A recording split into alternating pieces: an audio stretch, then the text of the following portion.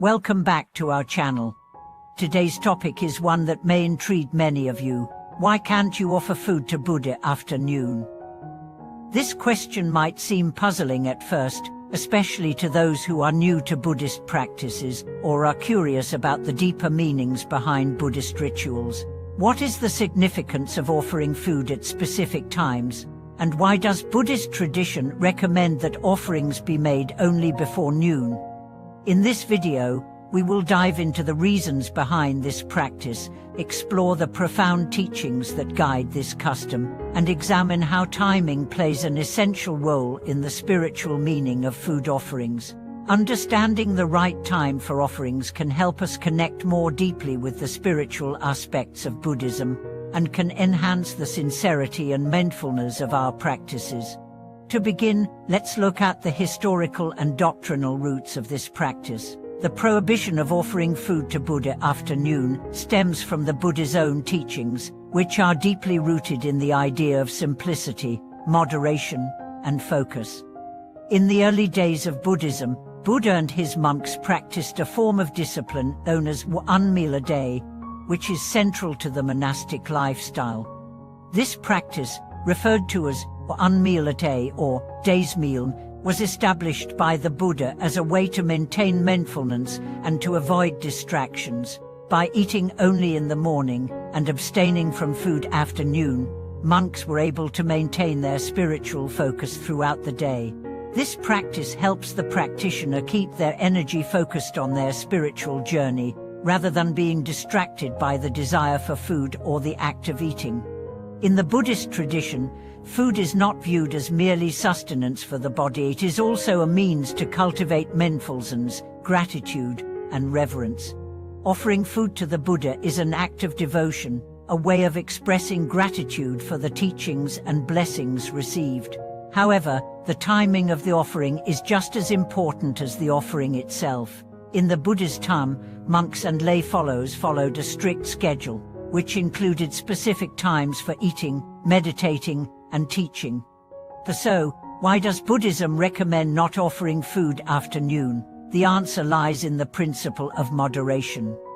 By restricting food intake after midday, monks can avoid the distractions and desires that arise from the act of eating, ensuring that their minds remain clear and focused for meditation and other spiritual practices. In essence, the practice encourages mindfulness in all actions, including eating.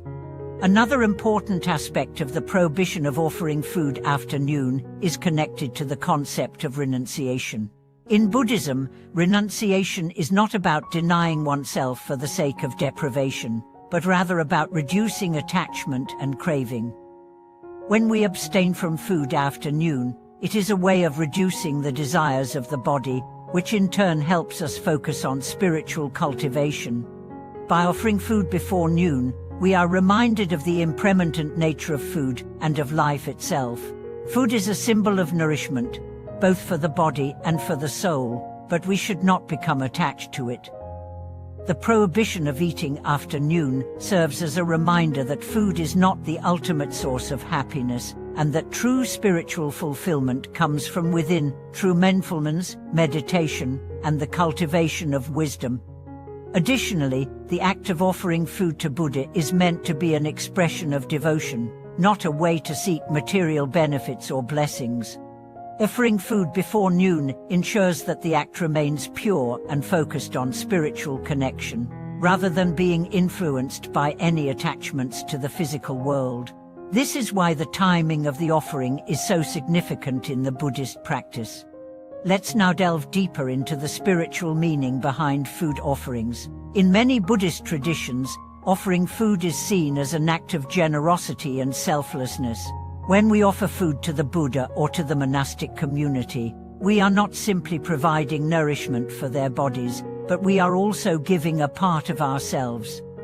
It is an expression of gratitude, humility, and the recognition of the interconnectedness of all beings. Food offerings are also a way of symbolizing our attachment to material things and our willingness to let go of that attachment. By offering food, we acknowledge that while food is necessary for survival, it is not the ultimate source of happiness.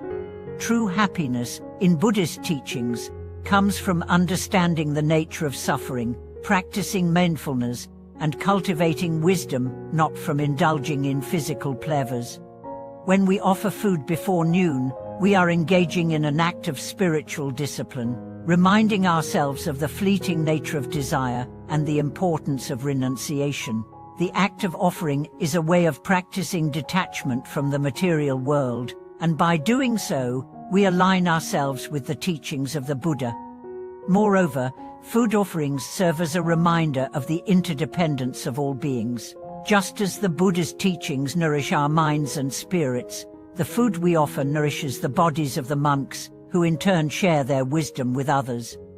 This cycle of giving and receiving is a reflection of the interconnectedness of all life, a central concept in Buddhist philosophy. When we offer food, we are not just offering it to the Buddha, we are also offering it to the community and to the world. For now, let's look at how we can apply the teachings of offering food at the right time in our own lives. Although the tradition of offering food before noon is primarily practiced by monks and nuns, lay practitioners can also learn from this teaching and incorporate it into their daily lives. The principle behind the practice of offering food before noon is moderation, and this applies to all aspects of life. In our modern world, many of us are constantly caught up in the desire for more food, more material possessions, or experiences. The teachings of Buddhism remind us that true happiness does not come from fulfilling our desires, but from understanding the impermanence of those desires and learning to live mindfully in the present moment. By incorporating the principle of moderation into our daily lives, we can begin to free ourselves from the cycle of craving and attachment. For instance, we can practice mindfulness in our eating habits by focusing on the food we consume, being grateful for the nourishment it provides, and eating only when necessary. By following the principle of moderation, we can cultivate a sense of balance in our lives, avoiding excess and finding contentment in simplicity. As we conclude today's video, we hope that you now have a deeper understanding of why offering food to Buddha before noon holds such significance in Buddhist practice. It is a powerful reminder to cultivate mindfulness, practice moderation, and let go of attachment to the material world. Through these teachings, we can create a more balanced and peaceful life, one that is rooted in gratitude, humility, and mindfulness. Thank you for watching today's video. We hope you've enjoyed exploring the meaning behind this important practice in Buddhism. If you have any thoughts or questions, please feel free to leave a comment below. Don't forget to like, share, and subscribe to our channel for more insights into Buddhist teachings and practices. We look forward to seeing you in our next video. Thank you for watching.